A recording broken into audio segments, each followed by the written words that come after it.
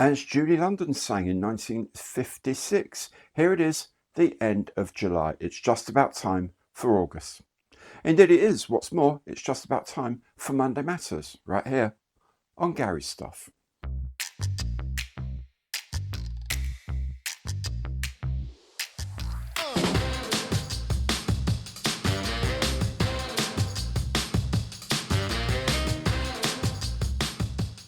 Hi, I'm Gary, welcome to my channel and welcome back if you've been here before. Today is indeed Monday Matters.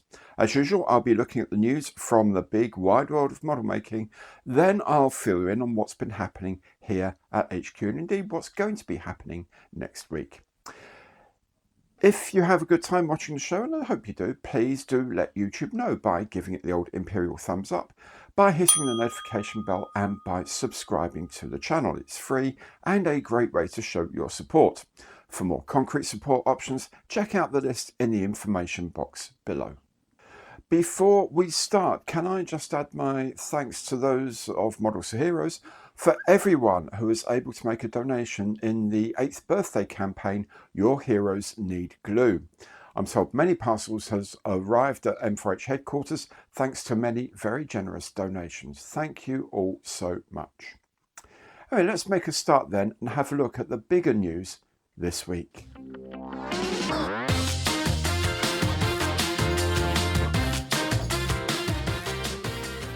Dominating the news this week is the sad passing of Shunsaku Tamiya on Tuesday last at the age of 90.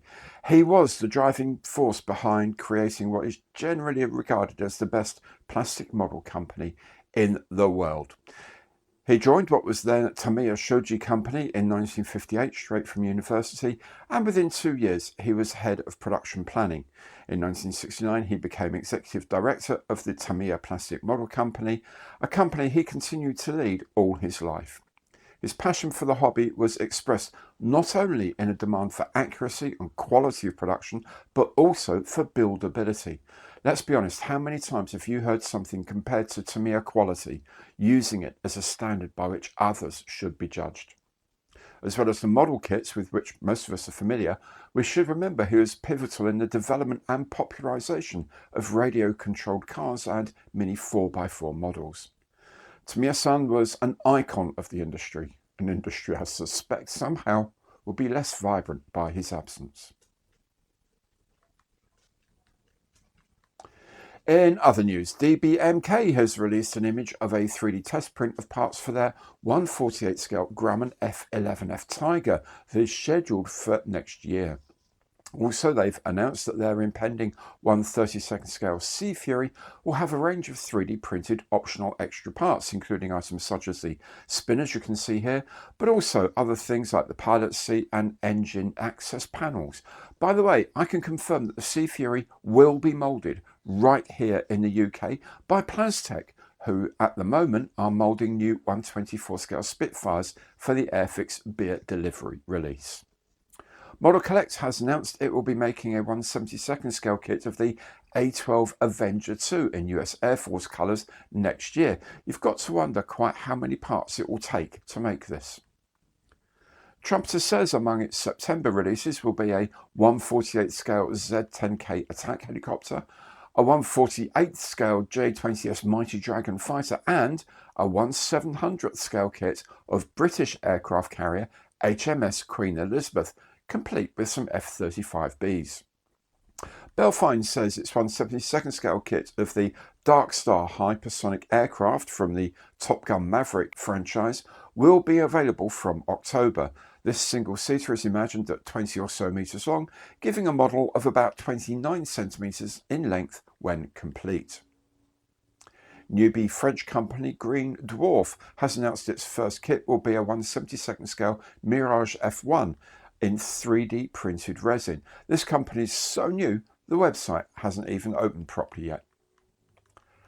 The first of this month's offerings from ICM is the Dornier DO217M1, similar to the Dornier 217K released a couple of months back, but with the Daimler-Benz 603 inline engines in place of the BMW radials. Also being issued is this set from the Battle for Malta in World War II, a combo box of the previously seen Gloucester Sea Gladiator and Fiat CR42 Falco, both in 1/32 scale. Now that's a lovely set. Onto vehicles now, and ICM has this Soviet Gaz A vehicle in 1/24 scale that has been captured and is in German service.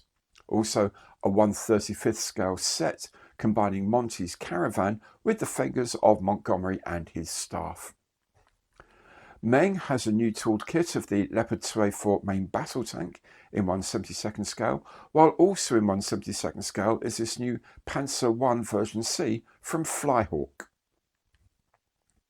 Gecko has a new offering in the form of a Bedford General Service 3000 weight truck with a wooden cargo body. As it's Gecko, there's all sorts of bits of photo etch, but it does include a driver figure and some fuel and water cans for the back.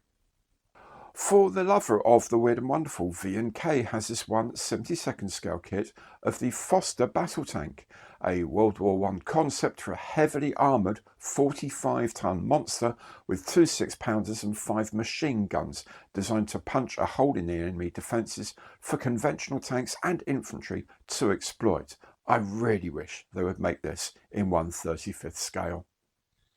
2 new releases have been announced by Hiroshima as vehicles in 1/32 scale. This is the Honda Integra Type R.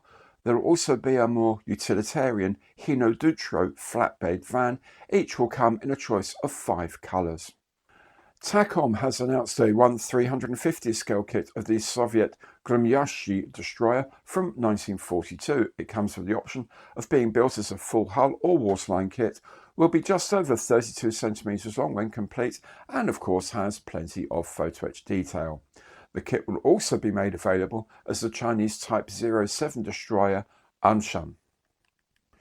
In 1/700 scale, Starling Models has a new 3D printed kit of the S-Class Emergency Destroyer, which with slight changes can be used to represent the T, U, V and W classes as well. Vanguard Models has announced 2 additions to its excellent range of wooden ships, His Britannic Majesty's Gunbrig Adder of 1797 and His Britannic Majesty's Cutter Trial of 1790.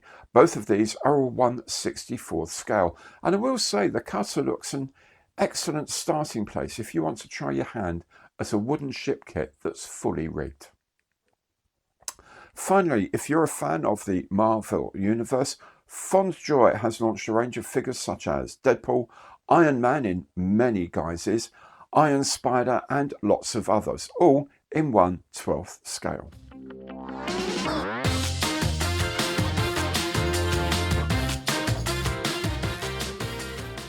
It seems like every week I start by saying it's been a busy week, but it really has. I finished the Airfix Bristol Blenheim Mark I and published that video. A nice kit with a few fit issues, unlike my experience building the Mark IV a while back, which went together really surprisingly well. I did some box reviews as well, the new Stalwart and Ferret Mark I kits in 1/35 scale from Airfix. Also the 1/48 scale kit of the OV10 Night Observation gunship from ICM. On Friday, I visited Plastec in New Haven on the south coast and had a round table chat with Mark, the owner, as well as Will and Yuri, who together own DBMK, and Chris Sargent, who is a 3D designer as well as a very, very fine model maker. I filmed the chat we had, and that will be available on the channel later in the week. It's a good watch, I promise you. Also coming next week, in fact tomorrow, is the build of the P1127 Vintage Classic kit from Airfix. Later in the week, a look at the Airfix Lockheed Hudson, which of course is due out later this year as a Vintage Classic release. There'll also be other reviews and of course the reveal of the new Matchbox Challenge kit as well to look forward to. Beyond that, I have to think of some content to cover my holidays. I'm going back to Albania at the end of August, and I don't want to leave you without something to watch, so I'll give it some thought. Also, don't forget the live streams on Mikey's channel, Bearded Veteran Creates, at noon to 2 p.m. British Summer Time, Monday, Tuesday, Thursday and Friday. I'm usually on the Monday and Friday shows. This week on Friday, we're starting a new group build, this time of the Tamiya 1/35th scale Jagdpanther. I know, a vehicle. Quelle horreur. But that's pretty much it for this week. Do come back for all the content. Of course, next week, Fort Monday Matters. Now, if you enjoyed the show, do please let YouTube know by giving it the Imperial thumbs up, by hitting the notification bell, and by subscribing to the channel. Thank you so very much for watching today, and goodbye.